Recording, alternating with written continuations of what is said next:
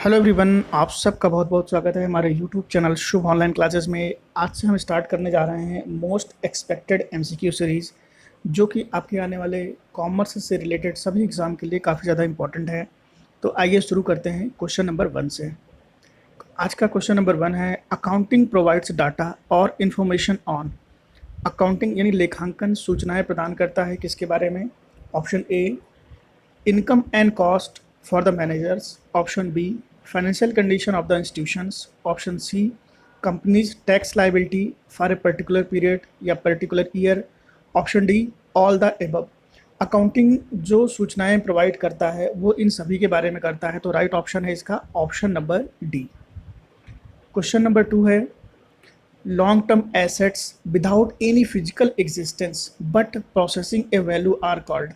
ऐसी कौन सी long term asset है जिसका कोई फिजिकल एग्जिस्टेंस नहीं है लेकिन उसकी एक वैल्यू है, जिसको हम क्या कहते हैं? Option A, intangible assets. Option B, fix assets. Option C, current asset. और option D, investment. Intangible assets जिसका कोई फिजिकल एग्जिस्टेंस नहीं होता है लेकिन उसकी वैल्यू हम काउंट करते हैं, जैसे गुडविल, इसका एक एग्जांपल लीजिए, गुडविल, पेटेंट्स, कॉपीराइट, ये सब आते हैं। तो ऑप्शन नंबर ए इसका सही ऑप्शन होगा। क्वेश्चन नंबर 3 है, the assets that can be easily converted into cash within a short period that is 1 year और लेस आर नोन एज।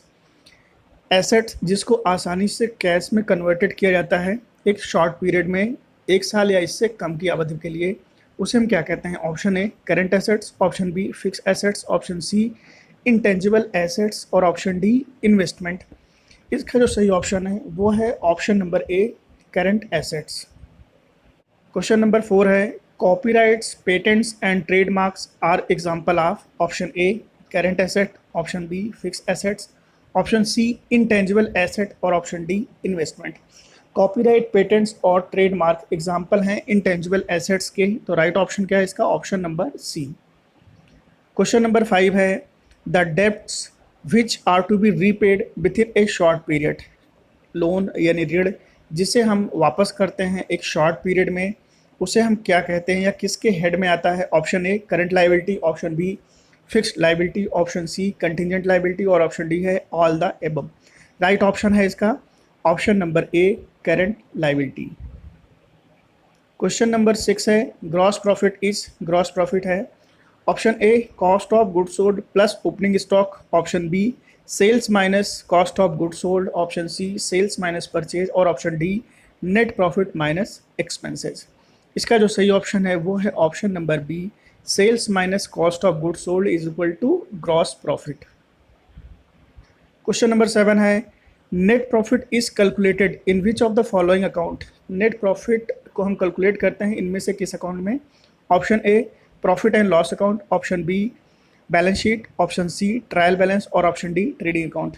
देखिए, नेट प्रॉफिट का जो हम कैलकुलेशन करते हैं वो प्रॉफिट एंड लॉस अकाउंट में करते हैं, ट्रेडिंग अकाउंट में हम ग्रॉस प्रॉफिट करते हैं, और बैलेंस शीट में हम बिजनेस की फाइनेंशियल पोजीशन को जानते हैं।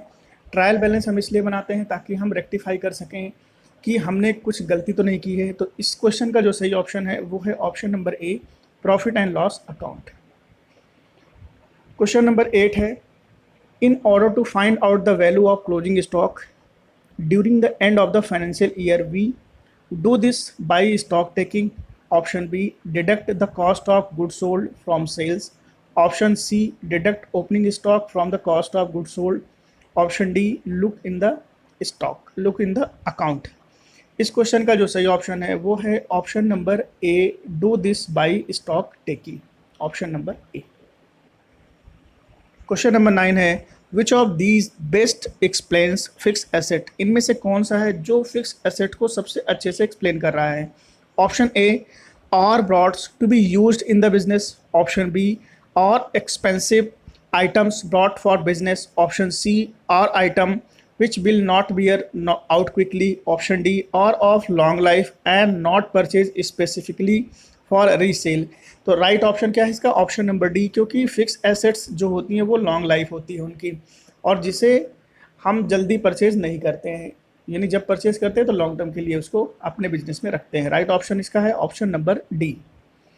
क्वेश्चन नंबर 10 है, the charge of placing commodity into a saleable condition should be charge to option A trading account, option B profit and loss account, option C balance sheet और option D है none of the above. इसका जो सही option है वो है option number B profit and loss account, क्योंकि profit and loss में हम इनडायरेक्ट एक्सपेंसेस को दिखाते हैं जो चार्ज अगेंस्ट प्रॉफिट होते हैं। तो यहाँ पे ऐसी कमोडिटी जिसको हम सेलेबल कंडीशन में रखें लेकिन उस पर कुछ चार्ज हो, जैसे कोई मशीनरी है हमारी, वो हम कभी ना कभी जब उसकी लाइफ ख़त्म होती है तो उसको हम बिजनेस से आउट करते हैं, इसलिए उस पर हम डेप्रिसिएशन चार्ज करते हैं। तो डेप्रिसिएशन क्या हुआ बिजनेस के लिए, वो एक चार्ज अगेंस्ट प्रॉफिट हुआ। तो राइट ऑप्शन क्या है इसका, ऑप्शन नंबर बी। तो इस तरीके से आज के वीडियो में हमने 10 क्वेश्चंस को इन्वॉल्व किया था। उम्मीद है आपको हमारा ये वीडियो पसंद आएगा। आगे भी हम ये सीरीज़ कंटिन्यू रखेंगे टिल एग्ज़ाम तक।